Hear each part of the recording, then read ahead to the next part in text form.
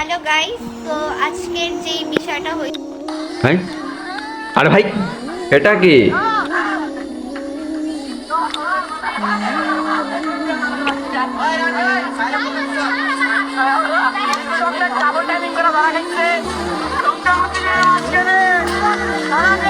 টিকটকে সেলিব্রিটি আপু নাই?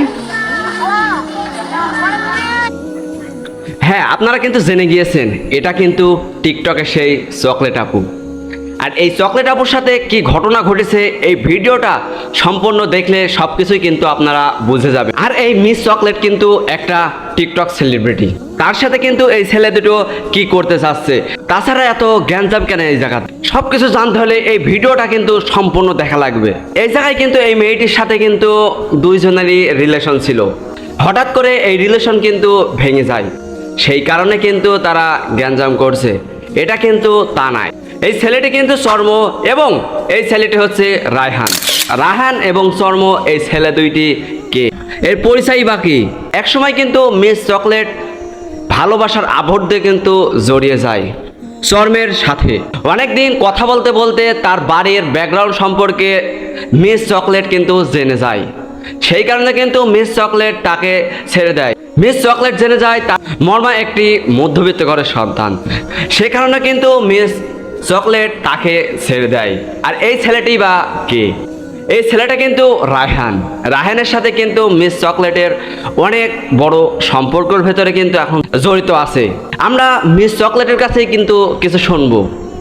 হ্যালো গাইস, তো আজকের যে বিষয়টা হয়েছে, যে সিচুয়েশনটা হয়েছে, ওইটার জন্য আমি আমার এফবি পেজে আজকে 4টার সময়, বিকাল 4টার সময় লাইভে আসবো। আর তোমরা যারা বলতেছো যে আমি মাইর খাইছি, ভাই তোমরা ভিডিওটা একটু ক্লিয়ার দেখলেই বুঝবা যে আমি উল্টা মাইর দিছি। আর মানে সিচুয়েশনটা এখানে আমার কোনো দোষই ছিল না, আমি সব প্রুফ সহ আমি লাইভে আসবো আর তোমাদেরকে সব ক্লিয়ার করবো।